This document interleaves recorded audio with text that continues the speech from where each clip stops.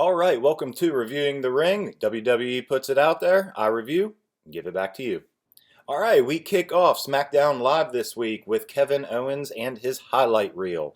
As he is talking, he is eventually interrupted by Shinsuke Nakamura, who comes out, and I'm hoping KO can carry him through this, as we know his English is not that great. But before he can even get a word in, out comes Baron Corbin.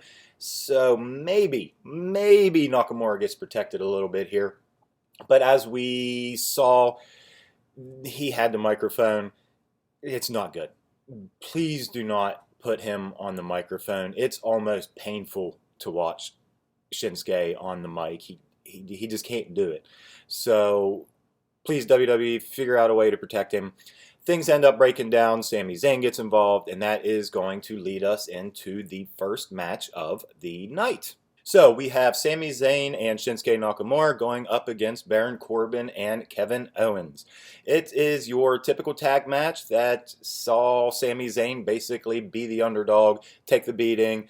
Nakamura is going to get the hot tag, come in, look strong. And towards the end of the match, what we have is a run-in between Baron Corbin and Kevin Owens in the corner of the ring. Baron Corbin hits Kevin Owens. Sami Zayn takes out Baron Corbin. Kinshasa on KO. Nakamura and Sami Zayn pick up the win. So for the second week in a row, we have Shinsuke Nakamura defeating the U.S. champion Kevin Owens.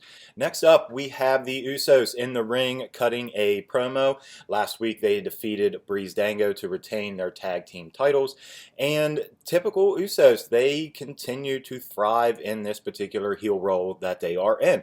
They cut a great promo, great facial expressions. They made fun of the Atlanta crowd for the Super Bowl mess that was for the Atlanta Falcons. And it was generally great.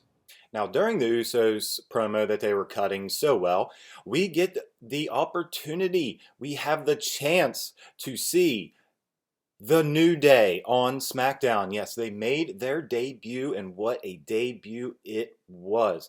The Usos and the New Day going forward is going to be great. The New Day came out, they cut it up with the Usos. The Usos returned it.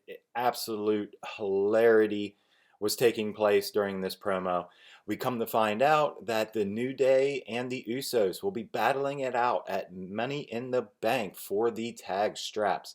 So that gives us 3 weeks of these two teams going at it verbally. There'll probably be some physical altercations in there, but just this is going to be great. This is going to be so great. Enjoy, everybody. All right, that is going to lead us into the number 1 contender match to see who is going to take on Naomi for her title.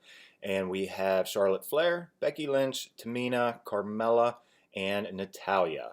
Now, I say match even though a match did not happen. All 5 ladies are in the ring.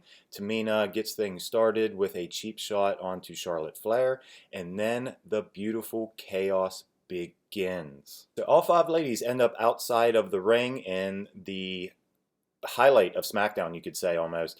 You see Carmella get thrown into the timekeeper area. Becky Lynch threw her in and then follows that up, does a dive straight in onto Carmella. There are super kicks by Tamina. Charlotte climbs up to the top of the ropes, does her moonsault outside onto the ring. There are ladies going into stairs. They had been teasing a spot with the announce table, and the end of the segment comes down to Charlotte powerbombing Natalya through the table. Absolutely brutal looking, the entire outside segment of this. I guess you could call it a match or not. Referees are out there trying to break it up. Just excellence defined. Cue up Shane O'Mac's music. And even though all of this brutality is happening outside of the ring, he still takes the time to do his little shimmy that he does on top of the ramp, moseys his way down to the ring, does his shimmy again in the ring, despite the severity of what is going on outside of the ring. But that aside, he announces for the first time ever, and it's something I was calling for last week, that all 5 of the ladies will participate at Money in the Bank in the first ever women's Money in the Bank ladder match. And based on what they put together in the very, very short amount of time that they had on SmackDown, the possibilities are endless for how great this ladder match can and just might be. And then we have Breeze Dango versus the Colognes in a tag match following a Fashion Police, Fashion Files backstage segment. Now, they've been on top of their game the past couple of weeks with these types of segments. Today, or yesterday's, was a little bit off. It wasn't bad, but it wasn't up to par as to what they had been putting out in previous weeks. The match was what it was. It had a little bit of humor in it.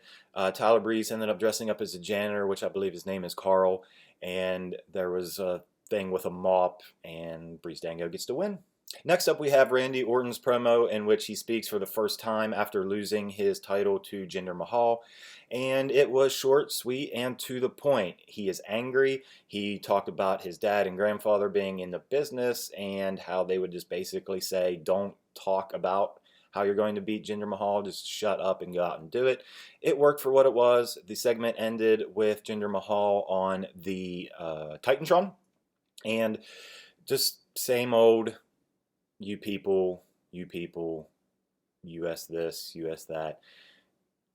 They're going to go with it. It's fine. It's just cheap heat. And at this point in time, you know that they're just setting all of this up for Cena's return, who of course will run full on with the USA versus India angle.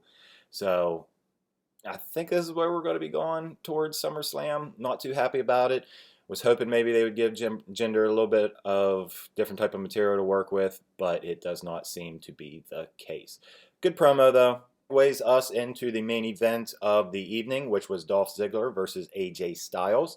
And pretty good match. Ziggler hit, while AJ was on top of the turnbuckle, Ziggler jumps up, DDT off of the top of the ropes, which was a fantastic spot. Now, Ziggler did end up getting the win. AJ went for his phenomenal forearm. Ziggler knocked him off the ropes as AJ was getting back up. Ziggler hits him with a super kick and pins him clean in the ring. That wraps up SmackDown. Looking back at it, very, very strong episode of SmackDown, especially compared to what happened on Raw the previous night. Absolutely a solid A. I can't really think of anything bad that came out of the show. The New Day were spectacular on the mics with the Usos, so going forward, that's going to be great. They did make a Money in the Bank match, so the New Day are going to have their shot at the titles at Money in the Bank, which it does mean Breeze Dango's push towards the top is definitely over, but based on that promo, awesome. Please keep Shinsuke off the mic. Okay. Other than that, great episode. As always, I'll try to do better next time, and I'll see you guys later.